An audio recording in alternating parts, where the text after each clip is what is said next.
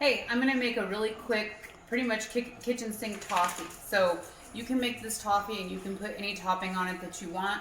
When I make desserts, I like to make loaded desserts that somebody feels like came out of a chocolate shop so that it feels extra special. So the way that you make toffee homemade is really, really easy, and it really starts with three ingredients: butter, sugar, and salt. So I have 2 cups of butter, 2 cups of sugar, and a quarter teaspoon of salt on the stove.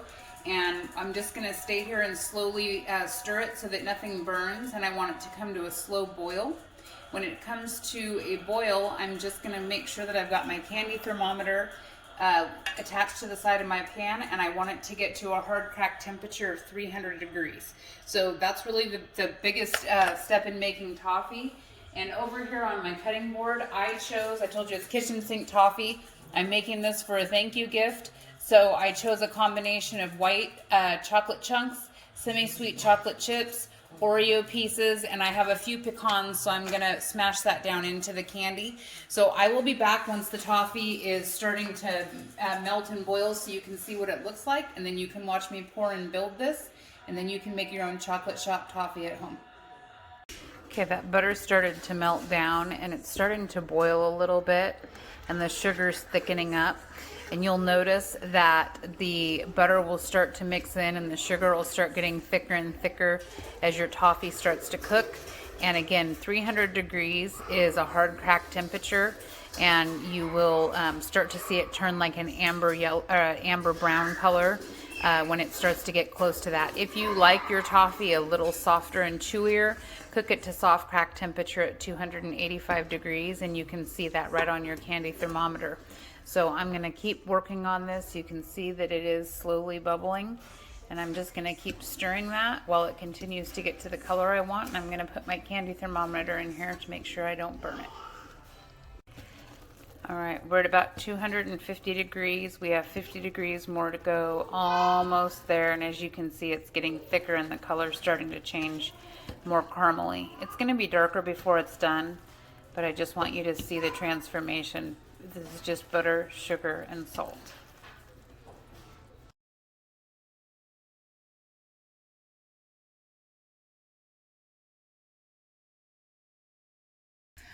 All right, so it's at 300 degrees, which is hard crack temperature.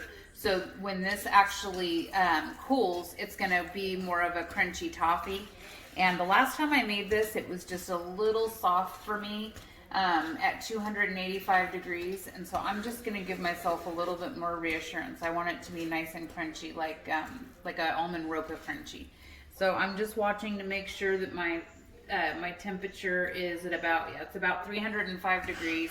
You can see the color's changed. It's nice and like a light brown amber color. So I'm going to pull this out and set it to the side and bring this. I just had a little bit of pecans left, so I'm just going to put it on the pan first so that it sits down into the toffee. Like I said, this is kitchen sink toffee. You can do almonds for almond roca. You can do any nuts you want. You don't have to do nuts at all, but this is actually going to melt right into the candy. I reach back behind you. I just need to grab a pot holder. This is going to be hot. Okay, so I'm going to take this and I'm just going to slowly dump it onto my silicone. Mind the way. In my silicone, Amelia's helping, and I just want this to fall as evenly as possible. Now this really starts to cool and harden fast, so you don't want to have to mess with it too much, and oh Lord, you don't want to touch it. It's so hot and it will burn right through your skin. So what I'm going to do is just take my rubber spatula. I just want to kind of even this mixture out, but I do not want to do anything to manipulate the cooling process because I haven't put my toppings on yet. I just want to spread this out to get it as even as I can. You're not going to cut this when it's done. You're actually just going to break it into chunks. Like if you picture at the candy store when you buy candy by the pound and you look at big pieces of like bark like toffee. So there's nothing perfect about the shape of this. I just want it to be fairly consistent in terms of thickness throughout the entire sheet pan so that all the toffee has a decent thickness to it. So that's about as even as it gets. I'm going to start with the cookies because I want the chocolate to melt and hold these cookies on so that it's not a big crumbly mess when somebody goes to eat it. I'm also going to be really careful not to overdo it. I just want to put a little bit of Oreo crunch in there. So far we have pecans that it's inside, it'll be inside the candy. And then I'm sprinkling some pre-chopped sandwich cookies. And then I have some white chocolate pieces that I chopped up. I use all premium chocolate. You can use whatever you want. Amelia is going to give up on me here.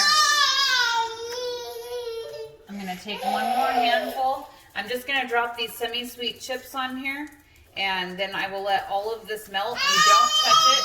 Let it melt together. And then once it's melted, put it in the freezer. Let it come to a nice solid brick. Pull it out, turn it over, and break it. So when I'm ready to break mine, I will come back so you can see. I'm just going to add a little more chocolate. Oh, she calmed down for me. Good. Okay. Because this is all going to melt together, you want to make sure that your toffee is well coated with the mix of chocolates. And then if you want to do a little more of the Oreo just to make sure, because it's going to melt in there. All right. I'm going to take my spatula and just kind of push. The whole family's got something to say right now. The dogs are hungry, the baby's bored, and mom's making food for everybody but them. Okay. I'm just going to fill this in. Okay, I'm going to let this sit and cool, and as soon as the chocolate's all been melted together, I'll come back to show you what it looks like before I put it in the freezer.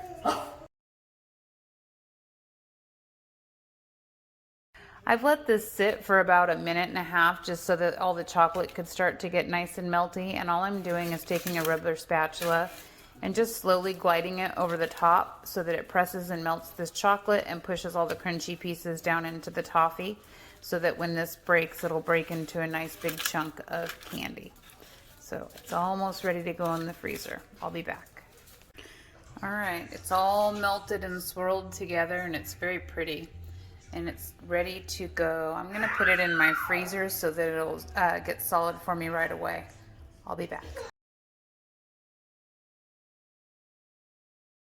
Okay, toffee's ready. It's out of the freezer and it's nice and solid.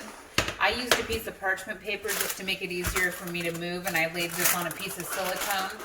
I recommend that. If you have parchment, it works, but the silicone really makes it easier. So I'm just gonna peel these corners just to make sure. Of course, it's going to give me trouble in this one corner. That's all right. I'll fix it. You just don't want to feed anybody paper. It's sticking to an Oreo. That's all right. I'll fix it after. So that's why I use the silicone. So what I'm going to do, there we go. It's breaking. Pull away the parchment. I'm going to go ahead and set this on my cutting board, but as you can see, it's just going to pull apart all on its own. And I'm going to break this piece apart for you. I will take my big knife, but as you can see, it's nice and solid. It's like almond roca type of texture in the toffee. It's crispy and crunchy, and the chocolate is melted. So you just break it up into little bark pieces, put it in a box or on a platter and serve it. And if you take a good sized chef knife, you can shatter through it in both directions, and then you get nice sized pieces. So you can build a box of chocolates for somebody, put it on a platter, or just serve it at home like we do because we're fat kids and we like it.